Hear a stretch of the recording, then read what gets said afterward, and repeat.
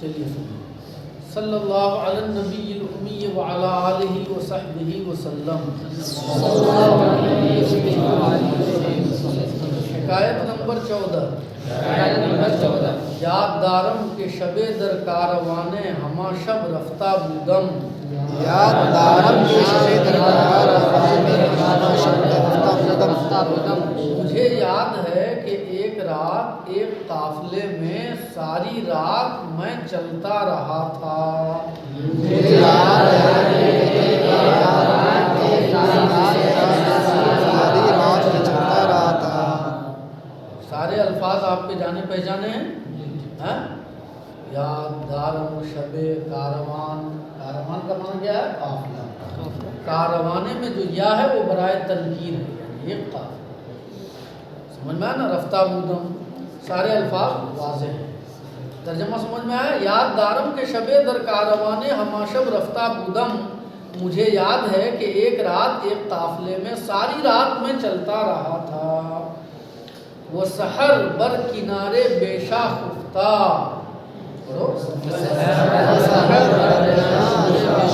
اور صبح کے وقت ایک جنگل کے کنارے پر سویا ہوا تھا.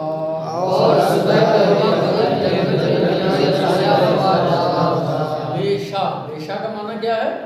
جنگل. شورید ہے کہ دراں سفر ہمراہ معبود نعرہ بزد. شورید ہے کہ درہاں سفر ہمراہ معبود نعرہ بزد. ایک مجذوب جو اس سفر میں ہمارے ساتھ تھا نعرہ لگایا. ایک مجذوب جو ہمارے ساتھ تھا نعرہ لگایا. شوریدہ کا معنی مجذوب، عاشق، مجذوب اور عاشق. نعرہ لگایا. ٹھیک ہے. وہ راہ بیاباں گرفت وہ یک نفس آرام نیافت. اور جنگل کا راستہ اختیار کیا اور ایک لحظہ کے لیے بھی، ایک لمحہ کے لیے بھی آرام نہیں کیا. اور جنگل کے لیے راستہ اختیار کیا اور ایک لمحہ بھی آرام نہیں کیا. وہ راہ بیاباں گرفت اور جنگل کا راستہ لیا وہ یک نفس آرام نیافت. اور ایک لمحے کے لیے بھی اس نے آرام نہیں کیا. چون روز شد گفتمش اینچے حال بود.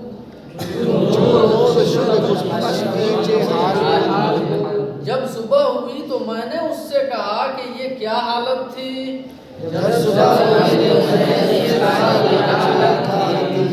کیسی حالت تھی، یہ کیا حال تھا.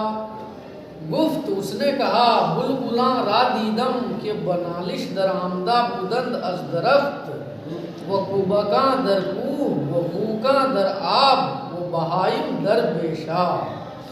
دیکھو اس میں جو الفاظ آئے ہیں پہلے ان کو سمجھ لو. نالش، نالش کا معنی کیا ہے؟ فریاد. نالش کا معنی فریاد. نالش درآمدہ بودن کا معنی کیا ہے؟ فریاد میں لگے ہوئے تھے. ٹھیک ہے. بلبلاں، بلبلاں یہ بلبل کی جمع ہے، بلبل ایک پرندہ ہے.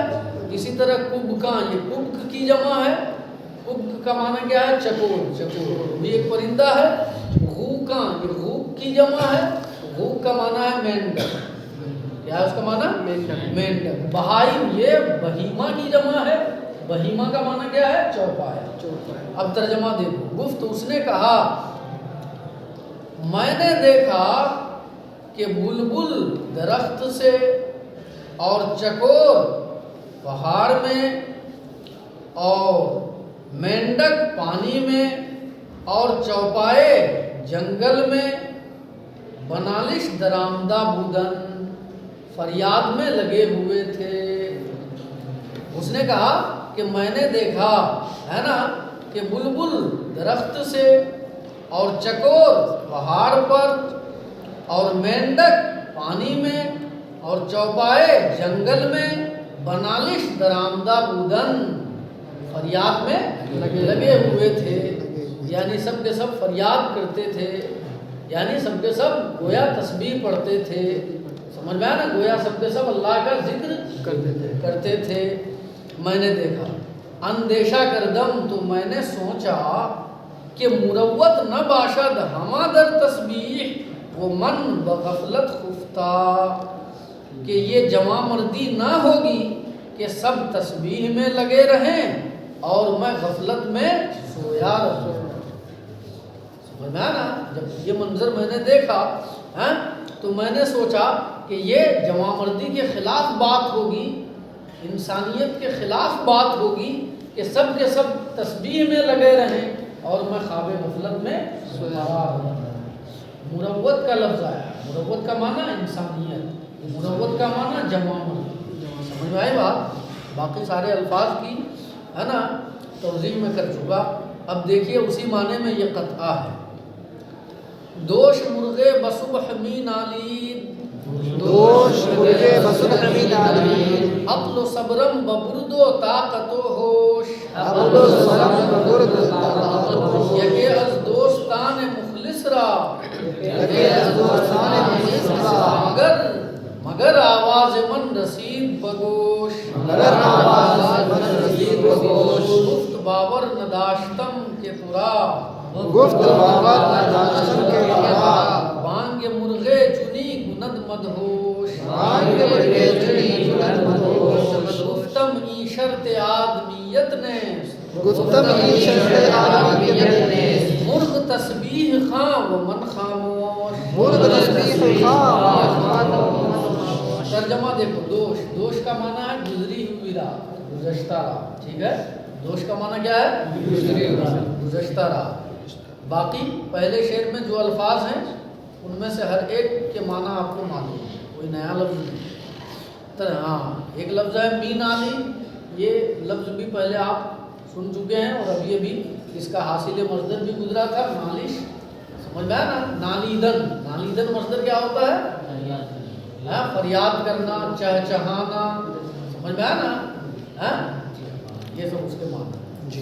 ترجمہ یہ ہوا، کل رات ایک پرندہ صبح کے وقت چہچہا رہا تھا، کل رات ایک پرندہ صبح کے وقت چہچہا رہا تھا، جو میری عقل اور صبر اور طاقت اور ہوش اڑا لے گی، جو میری عقل اور صبر اور طاقت اور ہوش سب اڑا لے گی۔ کل رات ایک پرندہ صبح کے وقت چہچہا رہا تھا، جو میری عقل اور صبر اور طاقت اور ہوش اڑا لے گی۔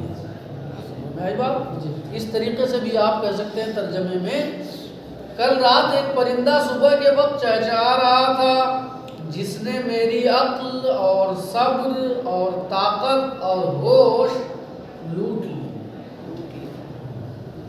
جس نے میری عقل اور صبر اور طاقت اور ہوش لوٹ لی۔ یکے از دوستان مخلص را، مگر آواز من رسید بگوش، شاید مخلص دوستوں میں سے ایک کے کان تک میری آواز پہنچ گئی،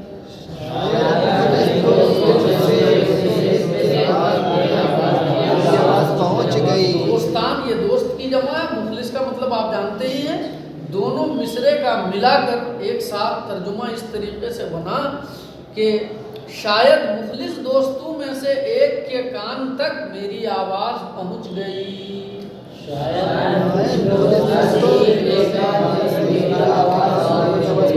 گفت باور نداشتم کہ ترا، بانگ مرغے چنی کند مدہوش، اس نے کہا مجھے یقین نہیں آتا ہے کہ تجھے ایک پرندے کی آواز اس طرح مدہوش کر دے گی،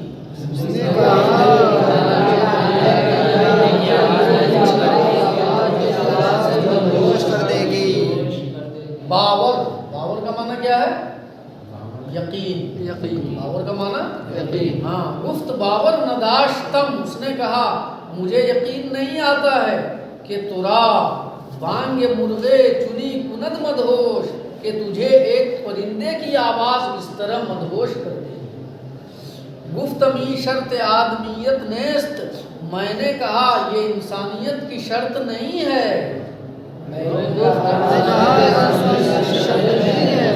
مرغ تسبیح خواں و من خاموش، مرغ تسبیح خواں و من خاموش، کہ پرندہ تسبیح پڑھے اور میں چپ رہوں، کہ پرندہ تسبیح پڑھے اور میں چپ رہوں۔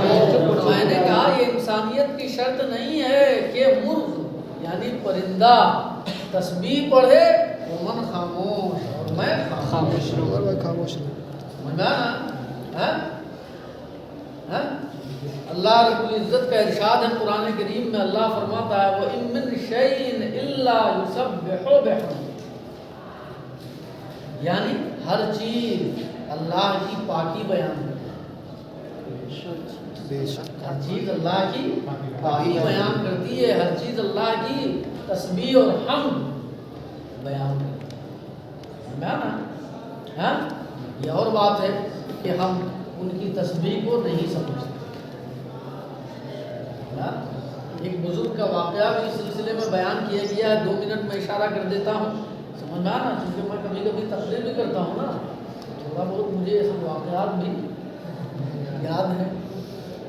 کہتے ہیں کہ ایک بزرگ نے جب پڑھا ہے نا وَإِن مِّن شَيْءٍ إِلَّا يُسَبِّحُ بِحَمْدِهِ کہ ہر چیز اللہ کی تسبیح بیان کرتی ہے، سمجھ میں آنا، تو اب اسے استنجے کی حاجت ہوگی،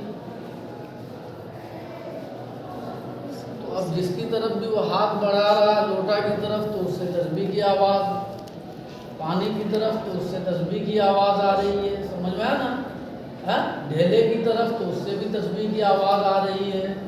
اب بیچارہ پریشان ہے، ان چیزوں کو ہم کیسے استعمال کریں؟ سمجھ میں آنا، تو ندا آئی، اسی وجہ سے تو تم سمجھ میں آنا کسی چیز کی تسبیح کو نہیں سمجھتے۔ اگر کائنات کے اسرار و رموز تم پر منکشف کر دیے جائیں اور ہر چیز کو تم سمجھنے لگو تو پھر تمہارا زندگی گزارنا تمہارے اوپر منحصر ہو۔ اللہ رب العزت کا ارشاد ہے اور حق ہے وَإِن مِّن شَيْءٍ إِلَّا يُسَبِّحُ بِحَمْدِهِ کہ ہر چیز اللہ کی تسبیح اور حمد بیان کرتی ہے۔ تو اس بزرگ نے یہی کہا، سمجھ میں آنا، کہ میں نے دیکھا کہ بلبل درختوں پر، سمجھ میں آنا، اور چوپائے جنگلوں میں اور مینڈک پانی میں اور چکور جو ہے پہاڑ پہ اللہ کی تسبیح میں حمد میں مشغول ہیں، تو میرے دل نے گوارا نہیں کیا کہ سمجھ میں آنا یہ حیوانات اللہ کی تسبیح پڑھیں اور میں انسان اشرف المخلوقات ہو کر خاموش ہوں۔ لہٰذا میں نے بھی جنگل کا راستہ اختیار کر لیا اور ایک لمحہ بھی آرام نہیں کیا اور اللہ کے ذکر و فکر میں رات گزارا۔ سمجھ میں آئی بات؟ صلی اللہ علیہ نبی الامی، پڑھو تو درود شریف، صلی اللہ علیہ وسلم وعلی آلہ